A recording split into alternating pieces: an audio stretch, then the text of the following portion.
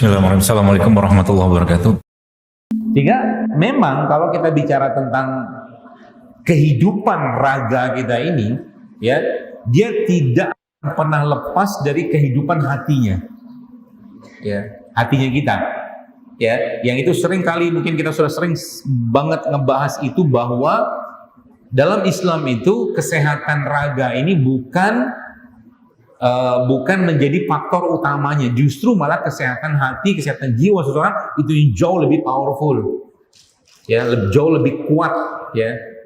Sehingga Al-Quran salah satunya menjadi menjadi kekuatan bagi seseorang. Dan dengan cara apa?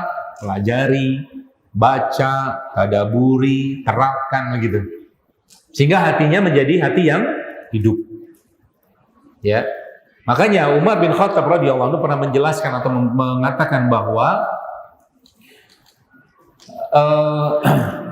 menangislah kalian, kata Umar, saat membaca Al-Quran.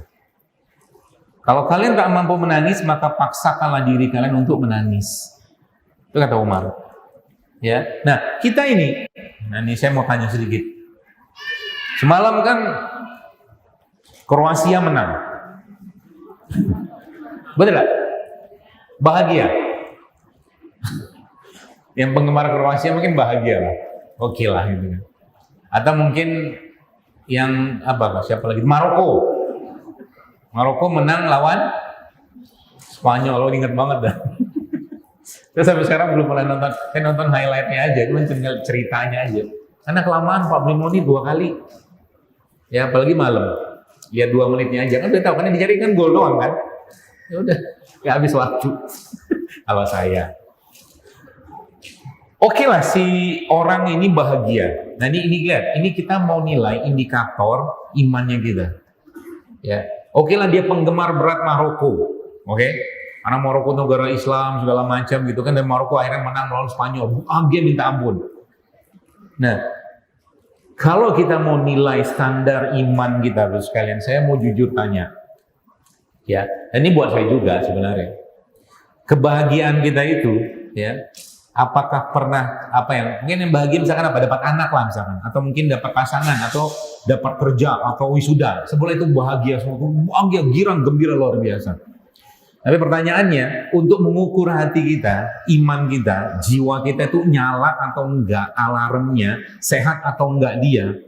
Pernahkah kita terlontar kalimat atau terfikirkan dalam pikiran kita itu kebahagiaan ketika kayak begini nih, Anda duduk sini habis sholat zuhur, dalam hati Anda ada satu kalimat yang terlintas, Masya Allah, nanti jam 3 asar lagi. Gak ada loh, gak ada. Kelihatannya saya senyum, saya tertawa, tapi ini sebenarnya harusnya nangis kita. Kita nggak ada kebahagiaan sekali, bahkan sedikit mungkin ada lah gitu kan. Dengan semua kebahagiaan yang sifatnya agama tuh hampir-hampir kosong, nggak ada rasa gitu. Sedangkan apa? Sholat itu kebahagiaannya kita, penyejuk jiwanya kita. Karena ada begitu. Gak ada bahagianya. Malah justru yang muncul apa? Ya, Isya datang. Ya subuh datang lagi enak-enakan tidur. Begitulah level iman kita. Hatinya akibatnya apa? Tadi hatinya itu nggak nyala gitu loh. Nggak bisa. Ya, hatinya nggak nyala, nggak bergetar, gitu-gitu aja. Baca Qurannya alhamdulillah, baca bla bla bla bla segala macam gitu. Ya, sehingga mungkin dari sini sebenarnya kisahnya sebenarnya udah lama berlangsung kayak begini. Ibu bapak sekalian tahu mungkin Imam Al-Ghazali itu, ya. Salah satu kitab besarnya namanya Ihya Ulumuddin. Itu kitab besar. Kitab yang muncul dibuat oleh ulama besar Imam Al-Ghazali rahimahullah itu gara-gara apa? Gara-gara selama itu, ya selama beliau lihat akhirnya beliau uzlah menyendiri 10 tahun menyendirinya, ya. Kenapa? Ilmu agama pun tidak memberikan rasa kepada diri seseorang, gitu loh. Ini musibah besar. Ya. Jadi sebenarnya kalau kita bicara makanan hidup itu, makanan ya hidup untuk kita yang hidup itu, sebenarnya kita mulai introspeksi diri, Bapak sekalian. Seberapa hidup hatiku? Itu paling utama. Zikir, istighfar, enggak juga baca enggak juga sekian kali, enggak juga berlinangan air mata.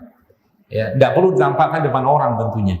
Baca Quran, enggak juga berlinangan air mata. Sholat, coba Anda tanya sama diri Anda kita tanya, kapan terakhir kita sholat? Saat kita takbiratul ihram, kita sudah meneteskan air mata, kapan? Lama, bahkan nggak ada. Itulah hati kita. Sehingga yang kita sibukkan, ya, yang kita pikirnya ya karena nggak dapat di situ, kita masuk ke hal yang lain gitu loh. Yaitu hal-hal yang sifatnya materialisme, materi, fisik gitu loh. Salah nggak? Nggak salah, boleh-boleh saja. Ya, ya makanya kita memohon, kita meminta kepada Allah agar hati itu dihidupkan, ada rasa, ya. Kalimat atau mungkin doa Rabbana zalamna anfusana wa illam taghfir lana wa tarhamna lanakunanna minal khasirin. Baca terus tengah malam, baca terus saat Anda sendiri. Zolim bener kita sama diri kita. Gak ada rasa sama sekali. Baca Quran gak ada rasa, sholat gak ada rasa, zikir gak ada rasa. Terus mau kemana? Mau di mana hati itu? Hati yang hidup itu di mana? Gitu loh. Mungkin bisa jadi udah terlengket atau tertempel, ya, pada hal-hal yang sifatnya duniawi. Ya. Itu yang terjadi mungkin. Sehingga hatinya itu justru malah tidak menjadi hati yang hidup. Justru malah kolbun marid, sakit sebenarnya. Ya, sakit. Sehingga apa? Seluruh badannya pun sakit. Loh, kok dokter bisa ngomong gitu? Ya iyalah. Nabi SAW menjelaskan sebuah hadis, ya. Yang hadis ini kita sudah sering dengar. Ala wa inna fil jasad. Bahwa sesungguhnya dalam tubuh kita tuh, dalam jasad kita tuh terdapat mudghah. Ala wa inna fil jasad mudghah. Iza sholahat, kalau dia baik, sholat jasad kulluh. Baik semua. Kalau dia rusak, rusaklah semua. Nggak heran. Jadi misalkan, apakah perintah, nih lihat contoh. Apakah perintah makan dalam Al-Quran itu perintah makan yang nggak sehat? Iya apa enggak? Perintah makan dalam Al-Quran itu perintah makan yang sehat atau tidak? Sehat. Kenapa kita nggak makan yang sehat? Ada sesuatu kan berarti kan? Si panglimanya, si rajanya bermasalah. Dengan segala macam dalil kita ini kan enak, misalnya gitu loh. Segala macam, akhirnya apa? Ya wajar penyakit datang. Umur baru 30, umur baru 40, baru 20, bahkan sudah berlimpah penyakit. Belum lagi penyakit hati.